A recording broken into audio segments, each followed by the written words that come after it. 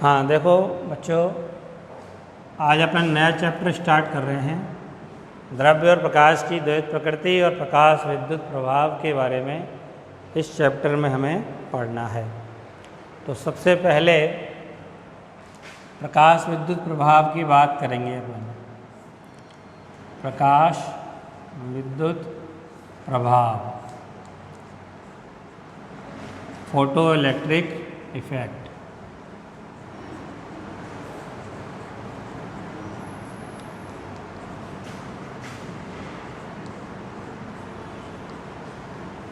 Photo electric effect. तो क्या होता है प्रकाश विद्युत प्रभाव, तो ध्यान से समझने की ज़रूरत है। तो प्रकाश विद्युत प्रभाव को समझने से पहले अपने ये पढ़ना पड़ेगा कि इलेक्ट्रॉन का उत्सर्जन कैसे होता है, क्योंकि इस इफेक्ट में मूल जो बेसिक घटना होती है वो होती है इलेक्ट्रॉन का उत्सर्जन। तो इलेक्ट्रॉन उत्सर्जन कैसे होता है, तो चूँकि अपन ने परमाणु की स्ट्रक्चर पढ़ रखी है पहले से, प्रत्येक पदार्थ का जो परमाणु होता है उसकी स्ट्रक्चर पढ़ी है। परमाणु एक 10⁻⁻10 मीटर त्रिज्या का खोखला गोला जैसा होता है, जिसके मध्य भाग में पॉजिटिव चार्ज प्रोटॉन के रूप में और न्यूट्रल चार्ज वाले न्यूट्रॉन भी उपस्थित होते हैं, जिसे हम कहते हैं न्यूक्लियस नाभिक। और नाभिक के चारों ओर धनावेश के समान परिमाण का ऋणावेश इलेक्ट्रॉनों के रूप में बटा हुआ होता है। परमाणु की स्ट्रक्चर अपन जानते हैं। अब एक जो परमाणु का अंतिम कक्षा का इलेक्ट्रॉन होता है, क्या होता है? अंतिम कक्षा का। इससे और भी बहुत सारी कक्षाएं होती हैं, केमिस्ट्री में ये सब पढ़ चुके हो तुम, 11वीं क्लास से पढ़ते आ रहे हो।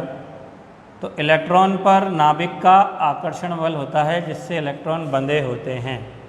अब जो अंदर की कक्षा वाला इलेक्ट्रॉन होता है उस पर नाभिक का आकर्षण सबसे ज़्यादा होता है, और जितनी ज़्यादा दूरी बढ़ती जाएगी आकर्षण कम होता जाएगा, क्योंकि आकर्षण बल जो होता है कूलाम के according K Q1 Q2 upon होता है R²। तो दूरी जितनी ज़्यादा होगी बल का मान उतना ही कम होगा। तो सबसे बाहर वाली कक्षा का जो इलेक्ट्रॉन है, जिसको बाह्यतम कक्षा का इलेक्ट्रॉन कहते हैं या संयोजी इलेक्ट्रॉन भी कहते हैं, उसकी दूरी सबसे ज़्यादा होने के कारण वो कम आकर्षण बल से बंधा होता है, या इसको कह सकते हैं लूजली बाउंडेड। लूजली बाउंडेड, शिथिलतःबद्ध, शिथिलतःबद्ध यानी ढीला बंधा हुआ है। अब अगर इसको बाहर से कोई ऊर्जा प्रदान कर दी जाए, क्या कर दिया जाए? बाहर से अगर कोई इसको एनर्जी प्रदान की जाए, ऊर्जा किसी भी रूप में, तो ये इलेक्ट्रॉन परमाणु को छोड़ के निष्कासित हो जाएगा। इलेक्ट्रॉन परमाणु में जिस कक्षा में है वो, ये परमाणु में इलेक्ट्रॉन कक्षाएं होती हैं अलग अलग, अंदर की कक्षा, बाहर की कक्षा, बाह्यतम कक्षा। तो ये अपनी कक्षा में चक्कर लगा रहे हैं सब, इसलिए लगा रहे हैं क्योंकि इन पर नाभिक का आकर्षण बल है जो अभिकेंद्रीय बल के रूप में अप्लाई हो रहा है। और जो बाह्यतम कक्षा का इलेक्ट्रॉन है वो नाभिक से सबसे ज़्यादा दूर है, और सबसे ज़्यादा दूर होने के कारण इस पर कूलाम बल का मान बहुत कम होता है, यानी कि वो कैसा होता है? लूजली बाउंडेड होता है, शिथिलतःबद्ध होता है, ढीला बंधा हुआ होता है। अगर उसको कोई ऊर्जा प्रदान कर दी जाए, क्या कर दिया जाए? ऊर्जा प्रदान कर दें, तो वो ऊर्जा पाकर इलेक्ट्रॉन अपनी कक्षा को छोड़कर चला जाता है, यानी परमाणु से बाहर निकल जाएगा। इस घटना को कहते हैं इलेक्ट्रॉन का उत्सर्जन। अब इलेक्ट्रॉन उत्सर्जन के लिए जो आवश्यक ऊर्जा है, इस आवश्यक ऊर्जा को कहते हैं कार्यफलन। आवश्यक ऊर्जा को क्या बोलते हैं? कार्यफलन। कार्यफलन की डेफिनेशन क्या है? वह न्यूनतम ऊर्जा प्रति इलेक्ट्रॉन, एक इलेक्ट्रॉन के लिए है डिफाइन, बहुत सारे इलेक्ट्रॉनों के लिए नहीं है। तो प्रति इलेक्ट्रॉन एक इलेक्ट्रॉन के लिए वह न्यूनतम ऊर्जा जो इलेक्ट्रॉन को बाहर निष्कासित करने में प्रयुक्त होती है, इलेक्ट्रॉन को उत्सर्जित करने के लिए आवश्यक होती है, क्या कहलाती है? कार्यफलन। क्या डेफिनेशन हुई कार्यफलन की? प्रति इलेक्ट्रॉन वो न्यूनतम ऊर्जा जिसे प्रदान करने पर इलेक्ट्रॉन परमाणु की कक्षा को छोड़कर बाहर उत्सर्जित हो जाता है या बाहर निकल जाता है, वो ऊर्जा क्या कहलाती है? कार्यफलन कहलाती है। अब ये जो ऊर्जा का इलेक्ट्रॉन का जो उत्सर्जन होता है वो मुख्यतः धातुओं में होता है, यानी कि धात्विक पदार्थों में। क्यों होता है धात्विक पदार्थों में? क्योंकि धात्विक पदार्थों में पाए जाते हैं मुक्त इलेक्ट्रॉन। क्या पाए जाते हैं? मुक्त इलेक्ट्रॉन। मुक्त इलेक्ट्रॉन की थ्योरी आप जानते हो, वही है मुक्त इलेक्ट्रॉन जो सबसे कम ऊर्जा से बंधा है, लूजली बाउंडेड है, वो स्वतंत्र विचरण कर सकता है पदार्थ में, इसीलिए उसे क्या कहा जाता है? मुक्त इलेक्ट्रॉन या फ्री इलेक्ट्रॉन। तो ऐसे इलेक्ट्रॉन को अगर ऊर्जा प्रदान कर दी एक्स्ट्रा, तो वो इलेक्ट्रॉन अपनी परमाणु की कक्षा को छोड़ के बाहर निकल आएगा पदार्थ से, धात्विक पदार्थ से बाहर उत्सर्जित हो जाएगा। तो उस क्रिया को अपन क्या कहेंगे? इलेक्ट्रॉन का उत्सर्जन कहेंगे। अब इलेक्ट्रॉन उत्सर्जन 4 प्रकार से हो सकता है। इलेक्ट्रॉन का उत्सर्जन 4 प्रकार से हो सकता है। पहला प्रकार है, अगर अपन प्रकाश के रूप में ऊर्जा प्रदान करें तो उसको अपन बोलते हैं प्रकाश वैद्युत उत्सर्जन। क्या बोलते हैं उसको? प्रकाश वैद्युत उत्सर्जन। तो अगर धात्विक पदार्थों पर अपन कार्यफलन के बराबर या उससे ज़्यादा ऊर्जा प्रकाश के रूप में डालें, प्रकाश भी तो क्या है? ऊर्जा ही है। इससे पहले अपन ने दोनों चैप्टर प्रकाश के पढ़े हैं, रे ऑप्टिक्स, वेव ऑप्टिक्स, अच्छे से जानते हैं कि प्रकाश क्या है? ऊर्जा है। तो अगर किसी धात्विक पदार्थ पर कार्यफलन के बराबर या उससे अधिक ऊर्जा प्रकाश के रूप में आपतित करें, यानी उसके बाह्यतम कक्षा के इलेक्ट्रॉन को कार्यफलन के बराबर या उससे अधिक ऊर्जा प्रकाश के रूप में मिले, प्रकाश ऊर्जा के रूप में मिले, तो इलेक्ट्रॉन का उत्सर्जन होगा। इसको कहते हैं प्रकाश वैद्युत उत्सर्जन कहते हैं। दूसरा होता है तापीय उत्सर्जन। तो तापीय का मतलब गर्म करने पर, अगर ऊर्जा काय के रूप में दें अपन? ऊष्मा ऊर्जा के रूप में। पदार्थ को इतना गर्म कर दो कि उसको जो मिलने वाली ऊष्मा ऊर्जा है इलेक्ट्रॉन को, जो बाह्यतम कक्षा का इलेक्ट्रॉन है कि नहीं हमारा, उसको मिलने वाली ऊष्मा ऊर्जा कार्यफलन के बराबर या उससे ज़्यादा हो जाए, तो वो इलेक्ट्रॉन ऊर्जा को ग्रहण करके क्या हो जाएगा? उत्सर्जित हो जाएगा, जिसे हम क्या कहेंगे? तापीय उत्सर्जन। तो ऊष्मा ऊर्जा से। तीसरा होगा क्षेत्रीय उत्सर्जन। क्षेत्रीय उत्सर्जन का मतलब विद्युत क्षेत्र या विद्युत विभवांतर लगाएं, इतना ज़्यादा विभवांतर लगाएं या इतना ज़्यादा विद्युत क्षेत्र उस पर अप्लाई करें कि विद्युत क्षेत्र के रूप में ऊर्जा, मिलने वाली ऊर्जा कार्यफलन के बराबर या उससे ज़्यादा हो जाए, तो वो इलेक्ट्रॉन धात्विक पदार्थ से बाहर उत्सर्जित हो जाएगा, निकल जाएगा, जिसे क्या कहेंगे? क्षेत्रीय उत्सर्जन। और चौथा प्रकार है द्वितीयक उत्सर्जन। द्वितीयक का मतलब है अगर कोई तीव्रगामी इलेक्ट्रॉन, द्वितीयक उत्सर्जन में क्या होगा? अगर कोई तीव्रगामी इलेक्ट्रॉन धात्विक पदार्थ पर अटैक करता है, तो जो तीव्रगामी इलेक्ट्रॉन की गतिज ऊर्जा है उसका कुछ भाग परमाणु के बाह्यतम कक्षा के इलेक्ट्रॉन को मिलेगा। अगर वो मिलने वाली ऊर्जा कार्यफलन से ज़्यादा या उसके बराबर है, तो उसको ग्रहण करके इलेक्ट्रॉन बाहर आ जाएगा, तो उसे कौन सा कहेंगे? द्वितीयक उत्सर्जन।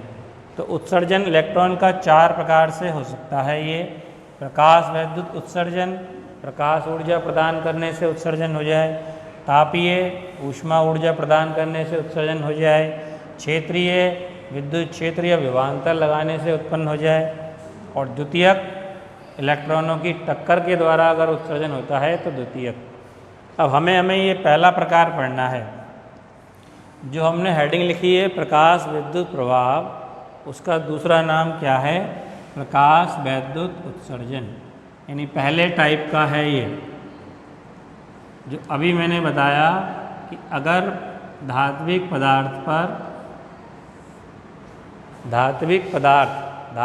पृष्ठ धातु होते हैं ना, जैसे सोना, चांदी, तांबा, एल्युमिनियम, ये सब धातुएं हैं। तो धात्विक पदार्थ पर अगर प्रकाश ऊर्जा पर्याप्त मात्रा में डालें, इतनी डालें कि बाह्यतम कक्षा के इलेक्ट्रॉन को मिलने वाली ऊर्जा कार्यफलन के बराबर हो या उससे ज़्यादा हो, तो उस धातु के पृष्ठ से क्या होगा? इलेक्ट्रॉन का उत्सर्जन होगा, जिसे क्या कहेंगे अपन? प्रकाश वैद्युत उत्सर्जन या प्रकाश वैद्युत प्रभाव। तो हम इसको दिखा सकते हैं। मान लीजिए धात्विक पृष्ठ। अब धात्विक पृष्ठ भी सामान्यतः सभी धातुओं से इलेक्ट्रॉन नहीं निकलते। ऐसा नहीं कोई भी धातु अपन लें और उस पर कोई भी प्रकाश डाल दें और इलेक्ट्रॉन का उत्सर्जन चालू हो जाए, ऐसा पॉसिबल नहीं है।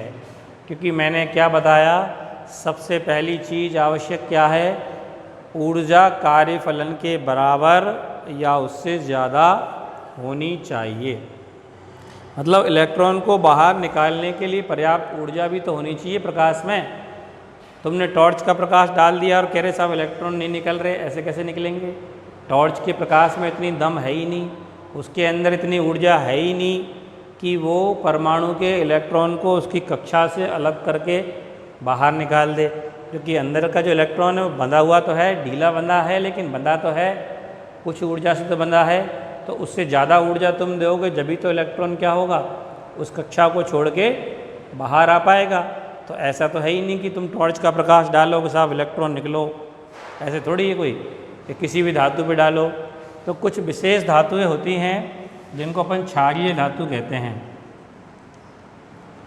क्षारीय धातु जो से होती हैं, for example caesium, barium, rubidium, ये जो धातुएं हैं ये क्षारीय धातुएं हैं। इनमें क्या होता है? कार्यफलन का मान कम होता है, तो कम ऊर्जा देने से आसानी से इलेक्ट्रॉन का उत्सर्जन हो सकता है। तो क्षारीय धातु इस्तेमाल अगर अपन करते हैं, निकलने में किसी में से भी निकलेगा लेकिन ज़्यादा एनर्जी की ज़रूरत पड़ेगी, सामान्य नहीं होगा। तो क्षारीय धातु या इनको अपन कह सकते हैं प्रकाशग्राही धातु, इन पर अगर एक निश्चित आवृत्ति का प्रकाश आपतित कराएं, इस धात्विक पृष्ठ पर क्या कराया हमने? निश्चित आवृत्ति और तीव्रता का प्रकाश। धात्विक पृष्ठ पर क्या कराया है? निश्चित आवृत्ति या तीव्रता का प्रकाश। प्रकाश मैंने अभी बताया, ऐसा नहीं कोई टॉर्च का प्रकाश डाल दिया और साहब इलेक्ट्रॉन निकलने लग गए, ऐसा पॉसिबल नहीं है। क्योंकि टॉर्च के प्रकाश में थोड़ी इतनी दम है कि वो पृष्ठ से इलेक्ट्रॉन का उत्सर्जन कर पाएगा। तो एक निश्चित आवृत्ति निश्चित हो, उससे ज़्यादा हो, और निश्चित तीव्रता का प्रकाश अगर धात्विक पृष्ठ पर डालें, ये क्या है? धात्विक पृष्ठ। और धात्विक पृष्ठ भी कैसा हो? इनमें से होना चाहिए जो मैंने लिखे हैं ना, सीजियम, बेरियम, रुबिडियम, ऐसा कोई धात्विक पृष्ठ हो और इस पर एक निश्चित आवृत्ति और तीव्रता का प्रकाश डालें, तो क्या होगा?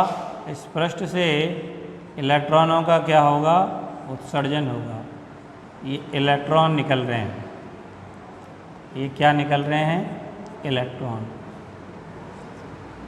तो अगर धात्विक पृष्ठ कौन सा होना चाहिए? इनमें से कोई हो सकता है, सीजियम, बेरियम, रुबिडियम में से।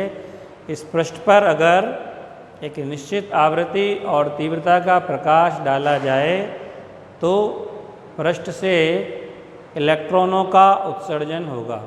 इस घटना को हम क्या कहेंगे? प्रकाश विद्युत प्रभाव। विद्युत इसलिए कि ये जो इलेक्ट्रॉन निकलेंगे, इन इलेक्ट्रॉनों का नाम होगा फोटो इलेक्ट्रॉन। फोटो शब्द जो प्रकाश के लिए यूज़ होता है, फोटो इलेक्ट्रॉन, प्रकाश के लिए फोटो शब्द यूज़ है। तो प्रकाश ऊर्जा के कारण, प्रकाश ऊर्जा प्रदान करने पर इलेक्ट्रॉन का उत्सर्जन हो रहा है, इसलिए इन इलेक्ट्रॉनों को क्या बोलेंगे, फोटो इलेक्ट्रॉन। और इन इलेक्ट्रॉनों में कुछ एनर्जी भी होगी, ऐसे नहीं निकल के बाहर पड़े ही रखे खाली, क्योंकि अगर मान लो तुमने प्रकाश ऊर्जा जो दी वो कार्यफलन से बहुत ज़्यादा दे दी, जैसे मान लीजिए कार्यफलन चाहिए कितना, 1.2 इलेक्ट्रॉन वोल्ट। मान लो किसी धातु के लिए कार्यफलन 1.2 इलेक्ट्रॉन वोल्ट है और तुमने ऊर्जा कितनी दे दी, 2 इलेक्ट्रॉन वोल्ट। तो निकालने के लिए तो कितनी ऊर्जा चाहिए, खाली 1.2। भाई परमाणु के कक्षा से इलेक्ट्रॉन को बाहर निकालने के लिए, उसे बंधन मुक्त करने के लिए तो केवल कितनी ऊर्जा चाहिए, 1.2 इलेक्ट्रॉन वोल्ट। और मान लो कि प्रकाश ऊर्जा के रूप में तुमने ऊर्जा कितनी दे दी उसको, 2 इलेक्ट्रॉन वोल्ट। तो बाकी की जो बची हुई ऊर्जा है वो इलेक्ट्रॉन की गतिज ऊर्जा के रूप में होगी, यानी यहाँ से निकलने के बाद इलेक्ट्रॉन बहुत तेज़ी से त्वरित गति करता हुआ बाहर निकलेगा। और ये हम अच्छे से जानते हैं, करंट हमने पढ़ा है, अगर इलेक्ट्रॉन की गति हो, इलेक्ट्रॉन क्या होता है, चार्ज, आवेशित कण है, इलेक्ट्रॉन पर चार्ज होता है। तो इलेक्ट्रॉन अगर गति करेगा, तेज़ी से त्वरित गति करेगा, तो क्या आएगी, विद्युत धारा आएगी। तो इन फोटो इलेक्ट्रॉनों की गति से क्या आएगी, विद्युत धारा, जिसको हम कहेंगे क्या, प्रकाश विद्युत धारा। क्या कहेंगे उसको, प्रकाश विद्युत धारा। तो प्रकाश विद्युत प्रभाव में उत्सर्जित इलेक्ट्रॉनों को बोलेंगे फोटो इलेक्ट्रॉन। और फोटो इलेक्ट्रॉनों की त्वरित गति के कारण जो विद्युत धारा प्रवाहित होगी उसे हम क्या कहेंगे, प्रकाश विद्युत धारा। समझ में आ गई बात। और ये पूरा जो प्रभाव है वो क्या कहलाएगा, हमारा प्रकाश विद्युत प्रभाव। तो प्रकाश ऊर्जा के कारण विद्युत धारा मिल रही है, इसीलिए इसका नाम हो गया फोटो इलेक्ट्रिक इफेक्ट, प्रकाश विद्युत प्रभाव या प्रकाश वैद्युत उत्सर्जन। तो इसके लिए आवश्यक क्या चीज़ है, एक तो प्रकाश निश्चित आवृत्ति और तीव्रता का हो, पृष्ठ ऐसा हो जैसे सीजियम, बैरियम, रुबिडियम का, ताकि इलेक्ट्रॉन आसानी से उत्सर्जित हो पाएँ, तो ये घटना हो सकती है। तो समझ गए प्रकाश विद्युत प्रभाव। देखिए स्टूडेंट्स, पिछली क्लास में मैंने प्रकाश विद्युत प्रभाव आप लोगों को पढ़ाया था, समझाया था कि प्रकाश विद्युत प्रभाव क्या होता है।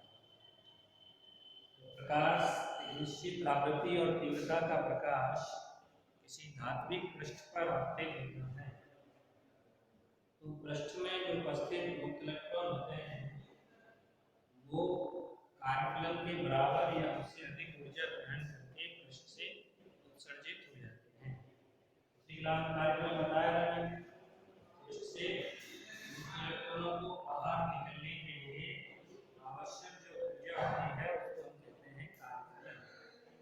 अगर वो ऊर्जा प्रकाश के रूप में मिलती है तो उस इफेक्ट को अपन कहते हैं प्रकाश विद्युत प्रभाव। अब इस प्रभाव को हम विशेष से प्रैक्टिकली अध्ययन करना चाहते हैं। प्रकाश विद्युत प्रभाव का प्रायोगिक ज्ञान, प्रैक्टिकली इसको एक्सप्लेन करना चाहते हैं, इसमें क्या होता है, ये प्रायोगिक अध्ययन कर सकते हैं। इनका अध्ययन करने के लिए एक प्रैक्टिकली अरेंजमेंट है, प्रायोगिक व्यवस्था है जो इस चित्र में दिखाई गई है। चित्र को ध्यान से समझिए, प्रैक्टिकली अरेंजमेंट क्या है। ये एक कांच की विसर्जन नलिका या निर्वात नलिका कह सकते हैं। कांच की निर्वात नलिका, वैक्यूम है, अंदर निर्वात है, कोई माध्यम नहीं है। इस नली के दोनों किनारों पर या दोनों सिरों पर, एक सिरा ये और एक सिरा ये, इन दोनों सिरों पर दो धातु की प्लेटों के रूप में दो इलेक्ट्रोड लगे हुए हैं। क्या लगे हुए हैं, धातु की प्लेट के दो इलेक्ट्रोड लगे हैं। ठीक है, इलेक्ट्रोड है। अब इनमें से जो नाम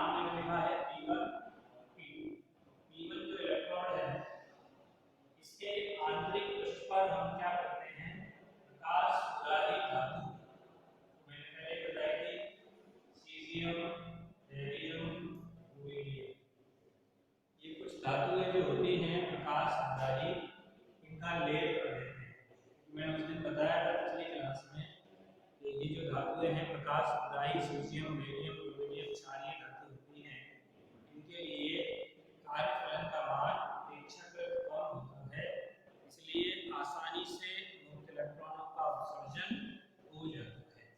तो इसलिए हमें आसानी से फोटो इलेक्ट्रॉन मिल सके तो इसके लिए हमें P1 के पृष्ठ पर इनमें से कोई भी धातु का फोटो इलेक्ट्रॉन आसानी से उत्सर्जित हो सके। ठीक है, इन दोनों इलेक्ट्रॉनों पर विभवांतर लगाने के लिए एक दिक् परिवर्तक की सहायता से, C का मतलब कम्यूटेटर है, इसको कहते हैं दिक् परिवर्तक, दिशा चेंज करने के लिए। दोनों इलेक्ट्रॉनों के मध्य विभवांतर आरोपित करने के लिए दिक् परिवर्तक की सहायता से बैटरी को जोड़ देते हैं। विभवांतर का मापन करने के लिए समांतर क्रम में क्या जोड़ा है, वोल्टमीटर। ये विभव विभाजक है जिसकी सहायता से विभवांतर का मान चेंज कर सकते हैं।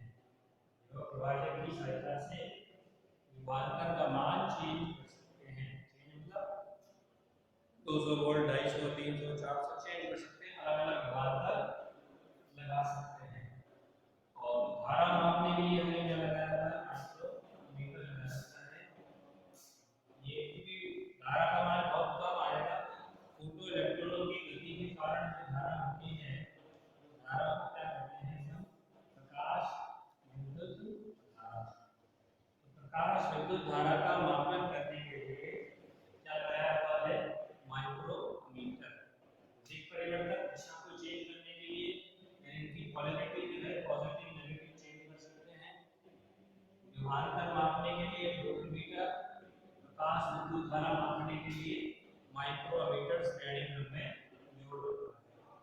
अब सबसे पहले जो हम देखेंगे इसमें कि जो आपतित प्रकाश है, प्रकाश में दो चीजें हैं, तीव्रता और एक आवृत्ति। तो तीव्रता पर प्रकाश विद्युत धारा किस तरह डिपेंड करेगी, तो ध्यान डाल के लिख सकते हैं, प्रकाश विद्युत धारा की प्रकाश की तीव्रता पर निर्भरता, प्रकाश की तीव्रता पर निर्भरता। तीव्रता पे किस तरह डिपेंड करेगा, प्रकाश विद्युत धारा का मान। प्रकाश विद्युत धारा क्या है, फोटो इलेक्ट्रॉनों की गति के कारण, इलेक्ट्रॉनों की गति से ही धारा होती है। आवेश जब गति करता है तभी धारा होती है। अब चूंकि प्रकाश ऊर्जा के कारण इलेक्ट्रॉन निकलते हैं, उनको अपन क्या बोलते हैं, फोटो इलेक्ट्रॉन। तो फोटो इलेक्ट्रॉनों की गति के कारण जो धारा आएगी वो क्या कहलाएगी, प्रकाश विद्युत धारा। अब निर्भरता का मतलब तीव्रता बढ़ाने से या घटाने से प्रकाश विद्युत धारा के मान में क्या चेंज आएगा, वो हमें इस प्रैक्टिकली अरेंजमेंट का उपयोग करके एक्सप्लेन करके देखना है कि क्या होता है। तो इस प्रयोग से हम देखेंगे कि धारा किस तरह डिपेंड करती है, धारा का मापन कैसे करेंगे। तो सबसे पहले क्या करना है, देखो इस P1 प्लेट को रखना है ऋण विभव और P2 को रखना है धन विभव। P1 को रखना है ऋण पर और P2 को रखना है धन पर। कैसे करेंगे, देखो इस कम्यूटेटर की सहायता से ये पॉजिटिव जो बैटरी का है वो कहाँ जा रहा है, P2 से, तो P2 प्लस हो गया, और बैटरी का जो नेगेटिव है वो ऐसे करके ये P1। ठीक है, तो P1 प्लेट हो गई नेगेटिव इलेक्ट्रोड पर और P2 हो गई पॉजिटिव। तो P2 हो गया तुम्हारा anode as a positive electron, P1 हो गया कैथोड एज ए नेगेटिव। अब क्या होगा, इस P1 के पृष्ठ पर हमें निश्चित आवृत्ति, निश्चित मतलब कम से कम इतनी आवृत्ति का प्रकाश हो कि फोटो इलेक्ट्रॉनों का उत्सर्जन हो सके। मैंने पहले भी पिछली क्लास में बताया था कि ऐसा नहीं है कि कोई भी प्रकाश डाल दें, टॉर्च का प्रकाश डाल दें और इलेक्ट्रॉन का उत्सर्जन हो जाए, ऐसी पॉसिबिलिटी नहीं है, क्योंकि कार्यफलन के बराबर एनर्जी देने वाली प्रकाश ऊर्जा होनी चाहिए। तो उसके हिसाब से उसकी आवृत्ति तीव्रता इतनी सफिशिएंट होनी चाहिए कि इलेक्ट्रॉनों को कार्यफलन के बराबर एनर्जी मिले और वो पृष्ठ से बाहर निकलने में समर्थ हो सके। तो एक निश्चित आवृत्ति इससे कम का नहीं रखना है, ज्यादा तक कितना भी रख सकते हैं। निश्चित आवृत्ति और तीव्रता का प्रकाश हमने यहाँ आपतित कर दिया। तो क्या होगा, प्रकाश की घटना में क्या मिलेंगे यहाँ से फोटो इलेक्ट्रॉन। तो ये क्या हो गया, फोटो इलेक्ट्रॉन का उत्सर्जन हो रहा है। फोटो इलेक्ट्रॉन का क्या हो रहा है, उत्सर्जन हो रहा है। अब चूंकि इलेक्ट्रॉन कैसे होते हैं, नेगेटिव इलेक्ट्रॉन कैसे होते हैं, नेगेटिव चार्ज वाले होते हैं कि नहीं इलेक्ट्रॉन। तो इलेक्ट्रॉन चूंकि नेगेटिव है और यहाँ हमने क्या लगाया, पॉजिटिव विभव। यहाँ क्या लगाया हमने, पॉजिटिव। ये अपन अच्छे से जानते हैं कि पॉजिटिव विभव जो है वो नेगेटिव चार्ज वाले इलेक्ट्रॉनों को आकर्षित करेगा।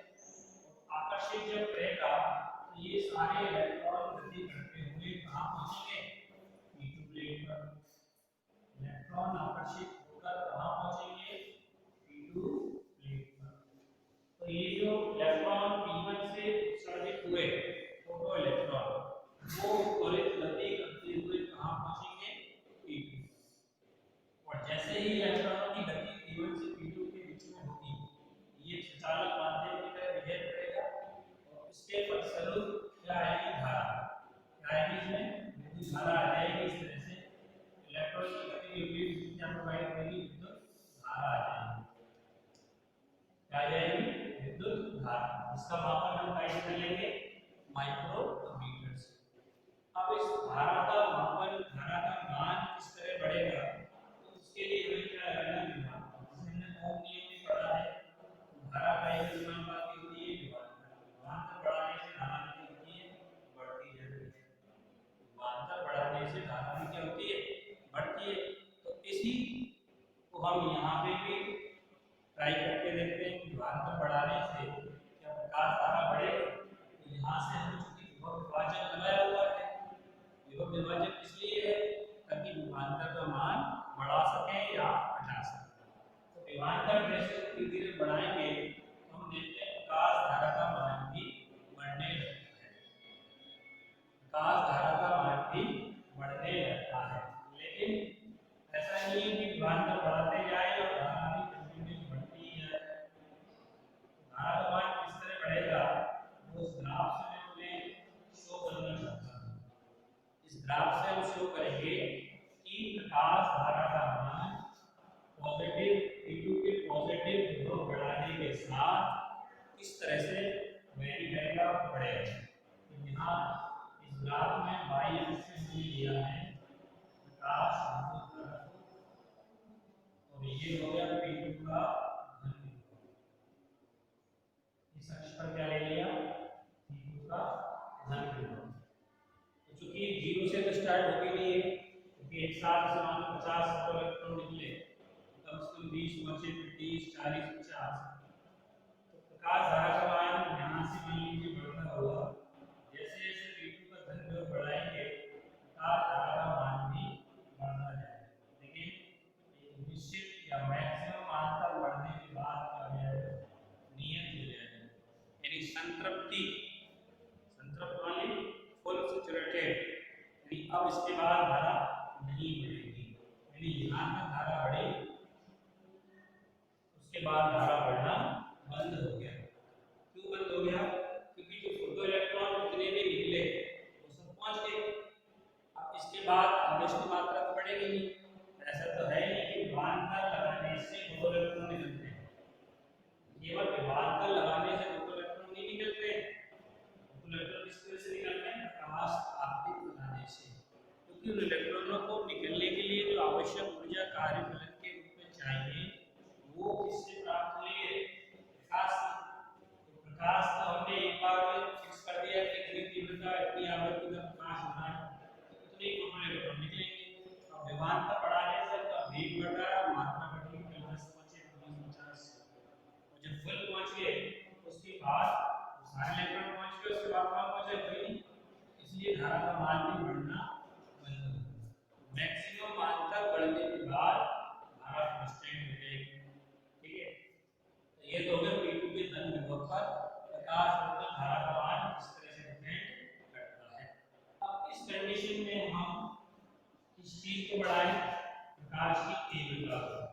क्योंकि हम तीव्रता पर निर्भरता देखना चाहते हैं कि तीव्रता बढ़ाने से धारा के मान में क्या प्रभाव पड़ता है। तो जो हम प्रकाश या आपतित करा रहे हैं उस आपतित प्रकाश की तीव्रता बढ़ा दें। तीव्रता बढ़ाने का मतलब क्या होता है, जैसे मान लो इलेक्ट्रोस्टैटिक पहले बार में कितने क्षेत्रफल में प्रकाश आपतित हो रहा है, अब ज्यादा पकड़ दो इतने में, इसको कहते हैं तीव्रता बढ़ाना। ठीक है, और ज्यादा आपतित करो और तीव्रता बढ़ाने का मतलब एनर्जी की मात्रा ज्यादा इलेक्ट्रॉनों को मिले तो तीव्रता बढ़ना है कहलाएगा। तो ज्यादा तीव्रता अगर हमने बढ़ाई है तो क्या हो रहा है, प्रकाश की तीव्रता बढ़ने पर ये जो फोटो इलेक्ट्रॉन है वो भी ज्यादा उत्सर्जित होंगे, तो प्रकाश धारा का मान भी बढ़ेगा। उसका ग्राफ मैं यहाँ दिखा रहा हूँ। ये कम तीव्रता के प्रकाश के लिए ग्राफ है, अभी जो ग्राफ बनाया वो ये है कम तीव्रता के प्रकाश के लिए। अब अधिक तीव्रता का प्रकाश अगर डालते हैं तो धारा का वैल्यूएशन इस तरह से वो भी एक वैल्यू मान तक बढ़ने के बाद क्या हो जाएगी, नियत हो जाएगी। मैक्सिमम मान तक बढ़ने के बाद क्या हो जाएगी, ये ग्राफ किसके लिए है, अधिक तीव्रता के प्रकाश के लिए। अधिक तीव्रता के प्रकाश के लिए ये ग्राफ, ठीक है। तो अगर कम तीव्रता का प्रकाश डालते हैं धारा का मैक्सिमम मान कम होता है, यहाँ तक बढ़ता है फिर फर्स्ट टाइम आ जाता है।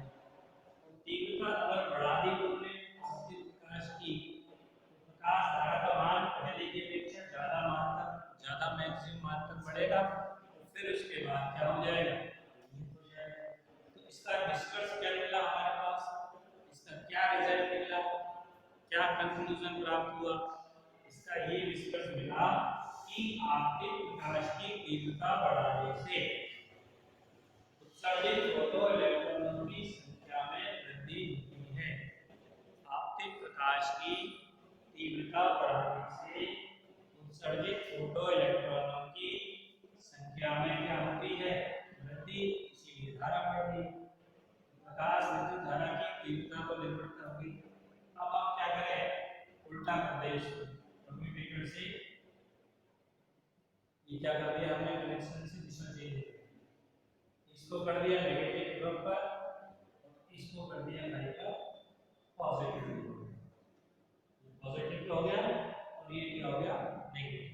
तो जैसे ही नेगेटिव होगा इलेक्ट्रॉन भी नेगेटिव और P2 को भी हमने क्या कर दिया, नेगेटिव विभव पे कर दिया, तो क्या होगा, नेगेटिव नेगेटिव को प्रतिकर्षित करेगा और प्रतिकर्षित करेगा तो क्या होगा, P2 पर जो पहुंचने वाले जो इलेक्ट्रॉन हैं वो नहीं पहुंच पाएंगे और नहीं पहुंच पाएंगे तो धारा क्या होने लगेगी, घटने लगेगी, धीरे धीरे घटती जाएगी। और लेकिन अचानक से घट के शून्य नहीं होगी, अचानक से घट के शून्य नहीं होगी। कारण क्या है कि सारे फोटो इलेक्ट्रॉन एकदम से प्रतिकर्षित नहीं होंगे, सारे फोटो इलेक्ट्रॉन एकदम से प्रतिकर्षित नहीं होंगे। तो प्रैक्टिकली हम देखें तो ऐसा नहीं है जैसे हमने नेगेटिव ध्रुव लगाया तुरंत धारा क्या हो गई, बल्कि क्या हुआ, इस ग्राफ को मैं दिखा रहा हूँ, इस तरह इधर हमने लिया P2 का ऋण विभव, जैसे जैसे ऋण विभव बढ़ा रहे हैं P2 का ये बढ़ा, तो धारा घटते हुए एक निश्चित ऋण विभव पर क्या हो जाएगी, जीरो हो जाएगी। मतलब पहले स्टार्टिंग में जीरो हो जाएगी, थोड़ा ऋण विभव बढ़ाना पड़ेगा तब जीरो हो जाएगी। इसका क्या निष्कर्ष निकला, इसका ये निष्कर्ष निकला कि सारे फोटो इलेक्ट्रॉन एक साथ प्रतिकर्षित नहीं होते। इसका मतलब ये है कि E1 से निकलने वाले सारे फोटो इलेक्ट्रॉनों की गतिज ऊर्जा समान नहीं होती। अगर सबकी गतिज ऊर्जा समान होती तो सारे फोटो इलेक्ट्रॉन एक साथ प्रतिकर्षित होने चाहिए थे, ऐसा हुआ नहीं। इसका मतलब सारे फोटो इलेक्ट्रॉनों की गतिज ऊर्जा समान नहीं है। अब जिस ऋण विभव पर ये प्रकाश धारा का मान जीरो होगा उसको हम बोलते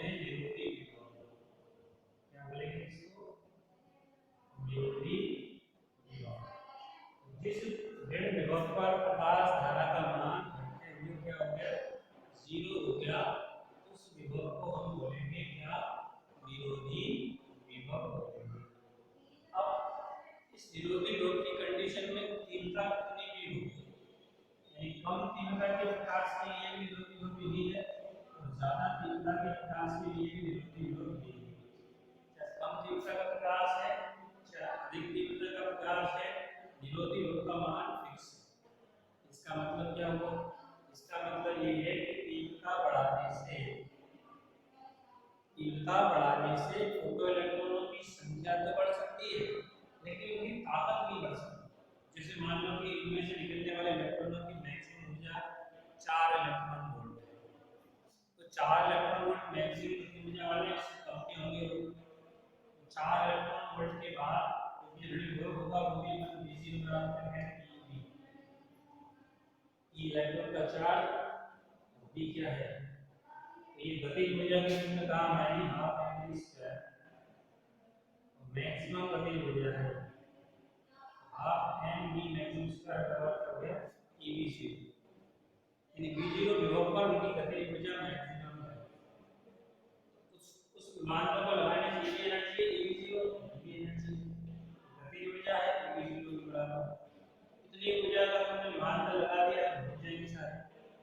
अब इस विभवांतर में अगर कोई तीव्रता बढ़ाएंगे तो भी गतिज ऊर्जा नहीं बढ़ रही। तीव्रता बढ़ाने से केवल फोटो इलेक्ट्रॉनों की संख्या बढ़ सकती है, 50 की जगह 100 निकल सकते हैं, 150 निकल सकते हैं, लेकिन ये गतिज ऊर्जा नहीं बढ़ेगी। गतिज ऊर्जा बढ़ेगी तो V0 का मान बढ़ेगा। मान लीजिए 20 वोल्ट पे 0 हो रही है, अगली भी 20 पे 0 है, क्योंकि उससे गतिज ऊर्जा नहीं बढ़ी। क्या रिजल्ट निकला इसका कि आपके प्रकाश की तीव्रता बढ़ाने से फोटो इलेक्ट्रॉनों की संख्या तो बढ़ सकती है लेकिन उन फोटो इलेक्ट्रॉनों की गतिज ऊर्जा में वृद्धि नहीं हो सकती। समझिए, ये हमारा हो गया आपके प्रकाश की तीव्रता पर निर्भरता हो गई। ठीक है, अब इसके बाद हम देखते हैं कि प्रकाश विद्युत धारा का मान प्रकाश की आवृत्ति पर किस तरह से डिपेंड करता है। तीव्रता पे हमने देख लिया, आवृत्ति पे देखना चाहते हैं, इसके लिए दोबारा से एक बार उसकी रीडिंग डालते हैं। अब इसके बाद अपन देखते हैं प्रकाश विद्युत धारा की आपतित प्रकाश की आवृत्ति पर निर्भरता कैसे होती है, यानी आवृत्ति पर किस तरह डिपेंड करेगा प्रकाश विद्युत धारा का मान। तो इसके लिए वापस से दिक् परिवर्तक की सहायता से क्या करते हैं, इसको धन विभव पर और इसको ऋण विभव पर कर दिया। ये वापस से ऋण पर और ये धन पर। तो अगर हम एक निश्चित आवृत्ति से कम आवृत्ति का प्रकाश प्लेट P1 पर आपतित कराएं, अगर आपतित प्रकाश की आवृत्ति एक निश्चित आवृत्ति से क्या है, कम है, तो प्रकाश विद्युत धारा का मान शून्य ही रहेगा। शून्य रहेगा मतलब क्या हुआ, चाहे कितना भी विभवांतर लगा लो तुम, अगर आपतित प्रकाश की आवृत्ति निश्चित आवृत्ति से कम है तो प्रकाश विद्युत धारा का मान क्या रहेगा, शून्य रहेगा। इसका मतलब ये कि कोई भी फोटो इलेक्ट्रॉन प्लेट P2 तक नहीं पहुंच पा रहा है, और नहीं पहुंच पा रहा इसका मतलब फोटो इलेक्ट्रॉन उत्सर्जित ही नहीं हुए। तो उस निश्चित न्यूनतम आवृत्ति को हम कहेंगे देहली आवृत्ति। क्या कहेंगे उसको, देहली आवृत्ति। देहली का मतलब कॉमन वर्ड है, जैसे किसी को पार करने के लिए देहली, जैसे दरवाजे की देहली होती है कि नहीं, दहलीज, इसी तरह देहली शब्द है कि इलेक्ट्रॉनों को पृष्ठ से पार आने के लिए, पृष्ठ के बाहर निकलने के लिए एक निश्चित न्यूनतम आवृत्ति की आवश्यकता है। अगर उस आवृत्ति से कम आवृत्ति का प्रकाश तुमने आपतित कराया है तो भले ही तीव्रता कितनी भी हो, विभवांतर तुम चाहे कितना भी लगा लो, कोई प्रकाश धारा नहीं आएगी। इसका मतलब साफ साफ स्पष्ट है कि पृष्ठ से फोटो इलेक्ट्रॉनों का उत्सर्जन हुआ ही नहीं है। इस निश्चित आवृत्ति को हम कहते हैं देहली आवृत्ति। न्यू ज़ीरो से इसको हम दिखाएंगे। तो देहली आवृत्ति से कम आवृत्ति का अगर प्रकाश है तो फोटो इलेक्ट्रॉनों का उत्सर्जन कतई नहीं होगा। समझ गए? तो तीसरा इम्पोर्टेंट निष्कर्ष है ये। पहले दो निष्कर्ष अपन पढ़ चुके हैं। पहला निष्कर्ष क्या है? आपतित प्रकाश की तीव्रता बढ़ाने से फोटो इलेक्ट्रॉनों की संख्या में वृद्धि होती है। दूसरा निष्कर्ष क्या था? आपतित प्रकाश की तीव्रता बढ़ाने से फोटो इलेक्ट्रॉनों की गतिज ऊर्जा नहीं बढ़ती। और तीसरा निष्कर्ष क्या है? ये, अगर दहली आवृत्ति से कम आवृत्ति का प्रकाश है तो चाहे तीव्रता कितनी भी रख लो, कितनी बढ़ा लो, विभवांतर कितना ही बढ़ा लो, फोटो इलेक्ट्रॉन का उत्सर्जन कतई नहीं होगा। अब इसके बाद दोबारा वो पहले वाली निरोधी विभव वाली स्थिति लेते हैं। यानी इसको हमने ले लिया काई पर, नेगेटिव विभव पर, और इसको हमने ले लिया काई पर, पॉजिटिव विभव पर। इसको धन विभव पे कर दिया और इसको काई पे कर दिया, ऋण विभव पर। तो फोटो इलेक्ट्रॉन प्रतिकर्षित होंगे। अब हम दहली आवृत्ति से अधिक आवृत्ति का प्रकाश आपतित कराते हैं ताकि फोटो इलेक्ट्रॉन का उत्सर्जन होने लगे।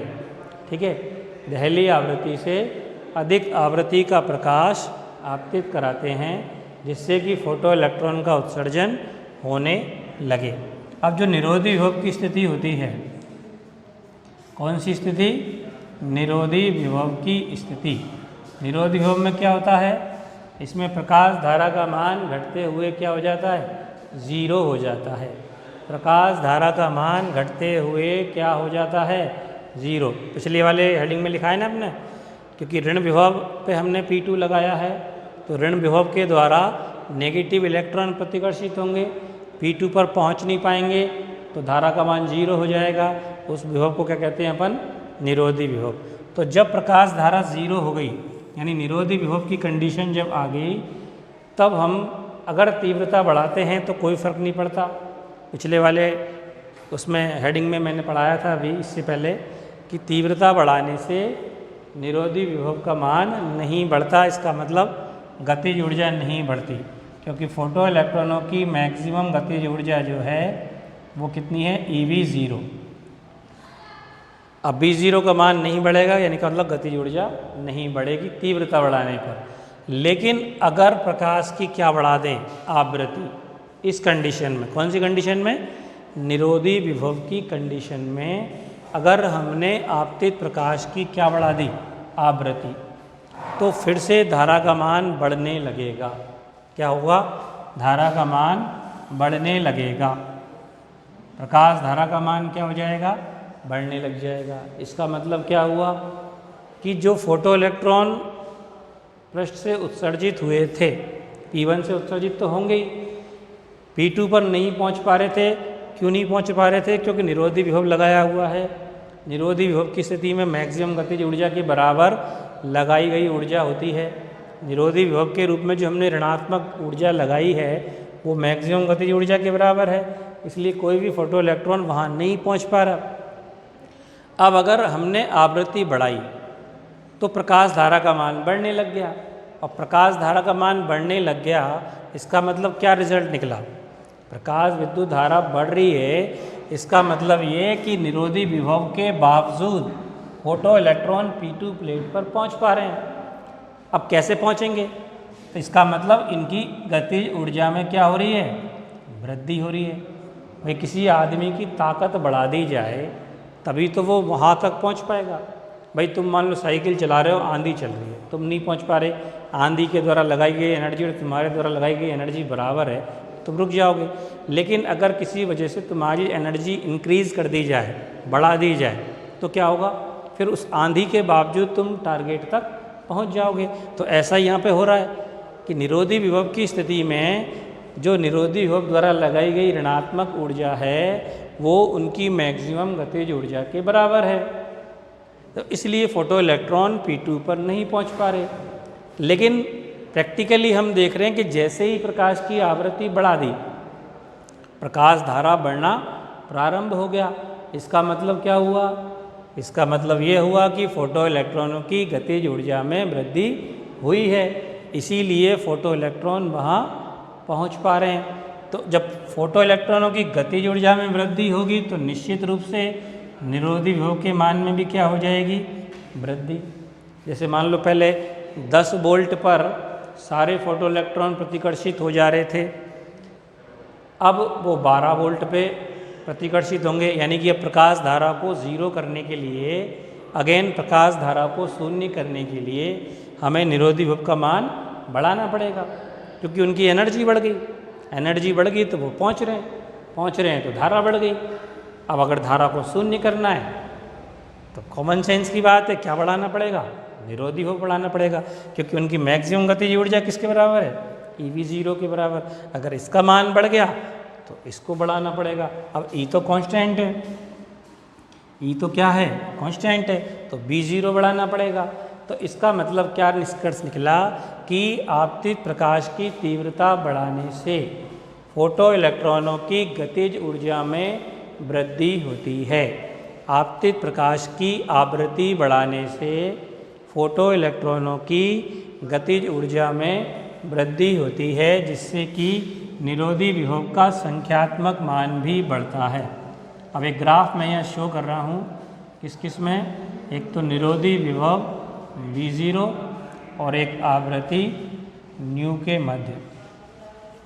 तो न्यू0 से स्टार्ट होगा ये ग्राफ, क्योंकि मैंने अभी बताया दहली आवृत्ति से कम आवृत्ति के लिए तो कोई कल्पना ही मत करो कि प्रकाश विद्युत धारा आएगी, क्योंकि फोटो इलेक्ट्रॉन का उत्सर्जन ही नहीं होगा, और जब फोटो इलेक्ट्रॉन नहीं तो प्रकाश धारा नहीं, प्रकाश विद्युत प्रभाव ऑब्जर्व होगा ही नहीं, इस तरह का कोई प्रैक्टिकल है ही नहीं। तो न्यू0 से स्टार्ट होगा, कम से कम आवृत्ति कितनी होनी चाहिए? न्यू0 का मतलब दहली आवृत्ति। न्यू0 क्या है? दहली आवृत्ति। अब जैसे जैसे तुम आवृत्ति का मान बढ़ाओगे, दहली आवृत्ति का मान न्यू0 से स्टार्ट करके, तो B0 का मान भी बढ़ता जाएगा। B0 का मान बढ़ रहा है, मतलब इतनी आवृत्ति के संगत B0 इतना, इसके संगत B0 इतना, आवृत्ति बढ़ा दी तो B0 इतना हो गया, आवृत्ति और बढ़ा दी तो B0 और बढ़ गया। इसका मतलब क्या हो रहा है? क्योंकि तुम जब आवृत्ति बढ़ा रहे हो तो क्या बढ़ रही है? गतिज ऊर्जा बढ़ रही है। आपतित प्रकाश की आवृत्ति बढ़ाने से फोटो इलेक्ट्रॉनों की क्या बढ़ रही है? गतिज ऊर्जा।